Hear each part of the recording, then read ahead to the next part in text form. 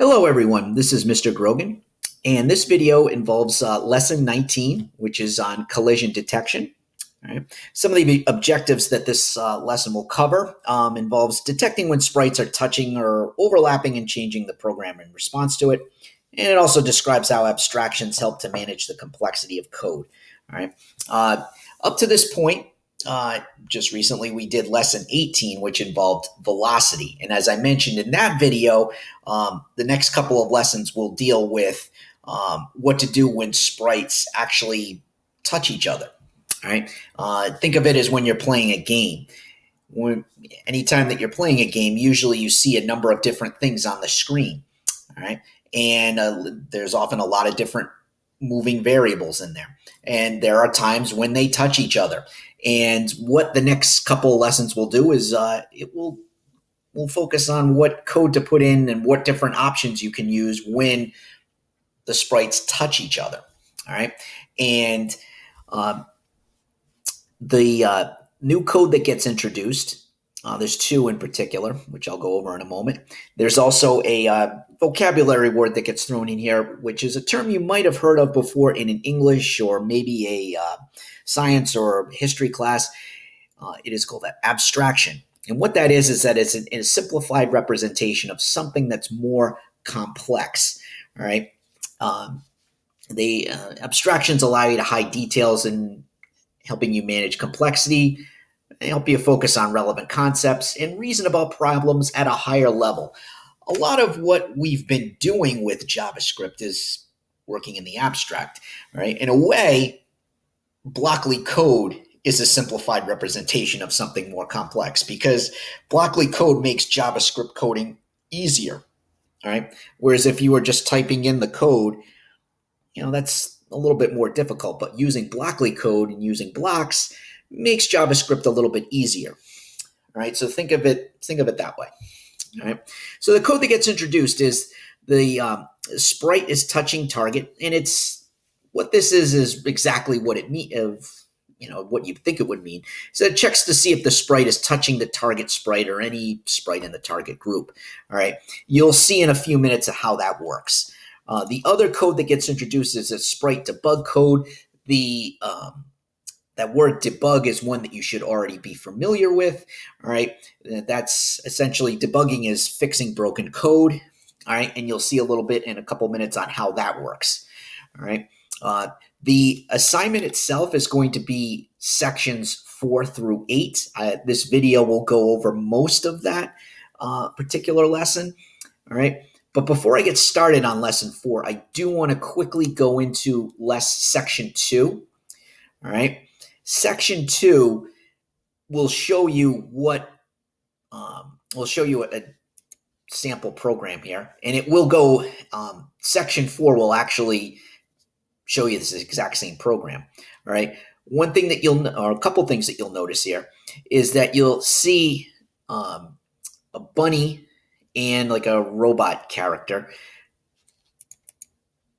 come in contact with one another, and there's a bowl of food at the beginning that the robot's holding, but once the bowl touches the bunny, you'll notice that the food that's in the bowl will disappear. Okay? So what we're going to do when we get into section 4 is that we're going to implement code to make it work. All right? So when we get into section 4 here, all right, you're going to see a few variables here, one of which involves the backdrop, a variable for the bunny, the robot, and for the dinner. Okay? And if you go in the animation tab, you'll see the picture of the bunny, stew, the bowl, the meadow, which is the background, and the robot. I do want to point to your attention that there's two pictures of the bowl, one that has food in it and one that does not. All right. So when we go inside here, when we go back to the code tab here, and inside the workspace, you're going to see the function draw. And what you'll see is that there'll be an if statement inside there, but there's no conditionals that has been set. So what we have to do is that we have to put in a condition for the if statement. All right. And it will tell you inside the draw loop, drag the is touching block into the if block. Okay. It shows you where to put it. Okay. You go to Toolbox Sprites. You go Sprite is touching target. Select that one. Put it right in here. Okay. And what we're going to do is we're going to put in if bunny is touching dinner. Okay. All right. So we're going to put if bunny is touching dinner. Okay. Then we're going to run the program. And what you'll notice is that inside that if statement, you notice how that there's a sprite velocity X for the one for the bunny, one for the dinner, one for the robot. And you'll also see a dinner set animation bowl, okay, which is right here. Okay. So I put the code in here. I run the program again, and you'll see because I put in as a conditional if bunny is touching dinner, okay, you have the robot, the bowl, and the bunny are coming towards one another. But once the bowl or once the dinner touches the bunny, everything stops. And the food that is in that bowl disappears. Okay? That's what this code here does. All right? And up here, there's the coordinates that have been set. Okay? There you go. That's how that works. Okay? Notice how it started, like the bunny starts here, robot starts there. Okay? The dinner, X coordinate there. Notice how the X coordinate is and the Y coordinate is a little bit different than the robot. Okay. All right. Mainly because the bowl is pretty much right in front of the robot. So it kind of moves at the same velocity. And notice that the velocity is the same. Okay. The robot velocity is -3. The dinner velocity is -3. Okay. That means it's moving with the robot. And then once the dinner bowl touches the bunny, the food that's inside that bowl disappears. Okay. All right. So once you're done with that, and once you have that code, once you have the conditional set, you're done with that section. But make sure you have a general understanding of how that worked. Okay. I'm going to now go into section 5. Okay. Section 5, all right, has an apple and a blender. Okay. Now, all right, there's a couple things that we have to do here. All right. So what we have to do is that we're going to use a new code that you've learned to check whether the blender is touching the apple, and then use a conditional to only shake the blender when the apple is touching it. Okay, so what we need to do is that we need to put an if statement inside the function draw. All right, so go to Toolbox Control, put the if statement right in here. This blender code, if you go on line 10 here, okay, we're going to move this right in here. Okay, you'll see why in a minute. Okay, next thing that we're going to do is that we're going to set our conditional. Okay, go to Toolbox Sprites, and we go to Sprite is touching target. Okay, put that right in here. Okay, and what we're going to do is that we're going to have it apple. Oops, make sure you spell it right.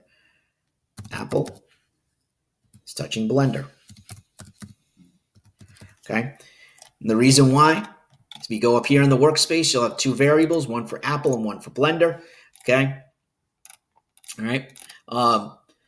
You'll also notice that unlike the last section, there's no variable for the background.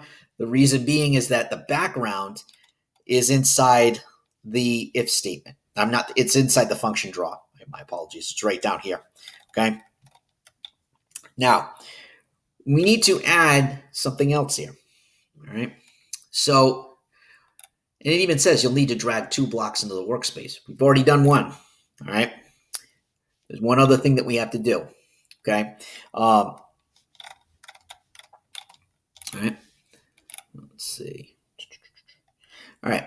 The next thing that we're going to do is that uh, we're going to use a sprite visible code. All right. Because if you look here, oops, you'll notice that the apple, when it goes into the blender, disappears. So what we're going to do is that we're going to put a sprite visible code right up here. Okay. And we're going to change this from sprite to apple. Okay. And we're going to put false here. All right. Don't need to use all right. Okay. Yeah, we don't have to use the quotes here. Okay.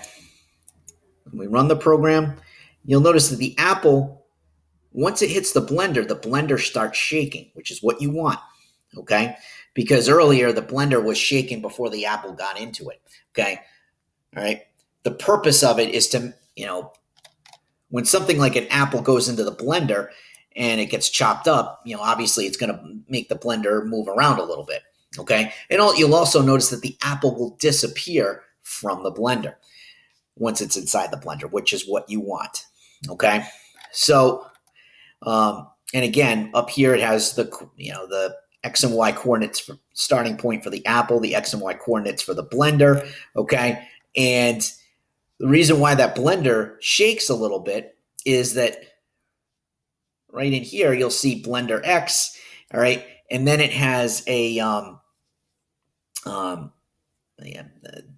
math code in there for adding. Okay. Starts at 200, and then it has a random number code over here.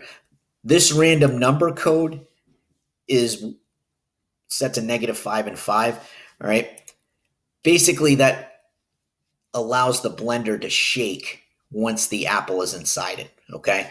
That's the reason why that this blender is shaking, is because that random number code has been set in there.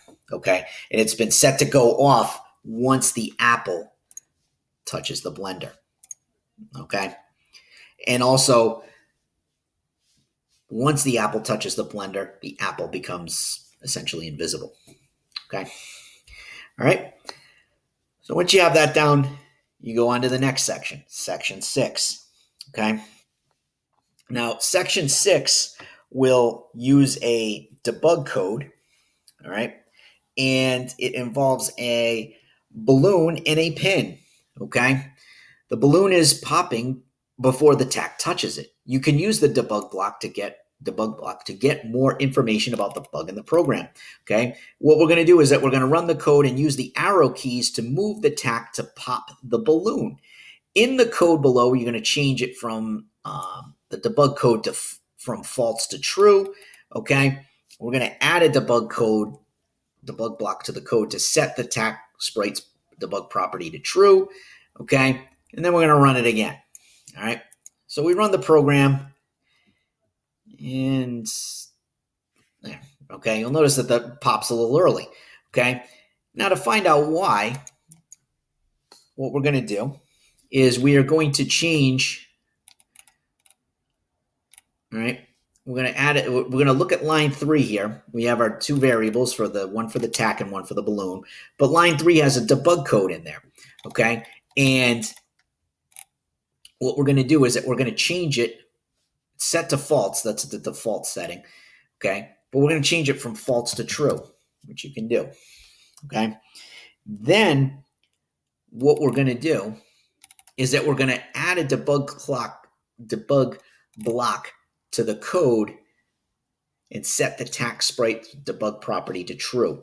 So what we're going to do is we'll write in here. Oops, I don't want to do that. Okay.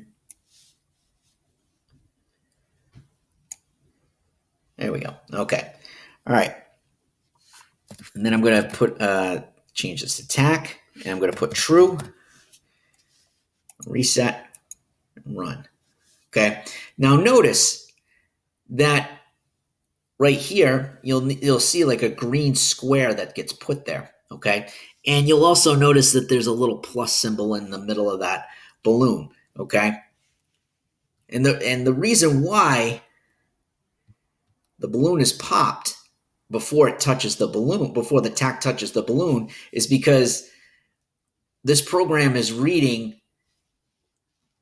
the parameters of the balloon to where this block is, this green square is. Okay, so once the tack touches the green square, balloon pops. Okay, so that's why it's popping early, is because this is the program is reading the balloon is basically encompassing this little green square, so that once the tack touches it, once the tack touches the little green square, that green square that surrounds the balloon, that's when the balloon pops. Okay, and that's really all that you need to do there. Okay, section 7 is one that you can do. I'm going to have you do that one on your own. You could do one out of the two. Okay, all right. This one here, the debug is touching. Okay, this particular code here. All right. Is a bunny sprite should change to a new animation when it touches the sun. So what they want you to do here is modify the code so that the collision is detected within the draw loop. Okay, just learn what if you choose this one, just learn what apply what you've learned in the other sections to do this. Okay, or you could do the circle colliders. Okay, all right, and what they want you to do here, okay, is use the set collider to change the collider of this each sprite to a circle. Okay, all right. All right. And it actually shows you how it should work there. Okay, all right. So yeah, you can either do this one or the other one. Okay, and there's also even though it didn't really describe, it didn't really introduce it as new code at the beginning. There is a you may the section on at the beginning of this lesson on the sprite is touching. If you click on that, it will also set up a link to describe the collide code as well. So if you want to do that, you might want to get a little bit of a refresher on that. Okay. But as I said, with section 7, you can either do this one here or this one right here. It might be a little easier to do this one. Okay, the one debug is touching. Okay, but if you want to challenge yourself a little bit, you could try the circle collider. Okay, and as I said, with section 7, you only need to do one out of the two sections. Section 8. Okay, section 8 is you're going to add code that changes the horse sprite appearance into a unicorn when the rainbow touches it. Again, this is one that code.org created, not me. Okay. If you go onto the animation tab, you're going to see 3 pictures here. One for a rainbow, one for a horse, and one for a unicorn. Okay. So what you're going to do, okay, is that you're going to add code that changes the horse sprite's appearance into a unicorn when the rainbow touches it. Okay. So, all right. So what we're going to do is that we're going to add an if statement inside the function draw. Okay. We're going to put it right in here. Okay. And we're going to toolbox sprites. Okay. And we're going to put this code right here. The sprite is touching target. Okay. All right. And we're going to change it from sprite to horse. Okay. Oops. And then change the target. All right. To rainbow. Okay. Now the code to run if it's true. Okay. We're going to go to toolbox sprite and we're going to put a sprite.set animation label right in here. Okay. And the sprite is going to be horse. And the animation, we're going to change it to that of a unicorn. Okay. Once you do that, reset, run, voila. It changes into a unicorn once the rainbow touches the horse. Okay? All right. Reason why it changes into a unicorn is because I have the if Sprite is touching code inside this if statement that I put in there. Okay, the conditional is set if the horse is touching the rainbow, the horse will change into a unicorn. Okay. No, it seems a little childish, but that's just what the code.org website set up on this particular section. All right. Um, Once you have that section done, then you are done with the assignment.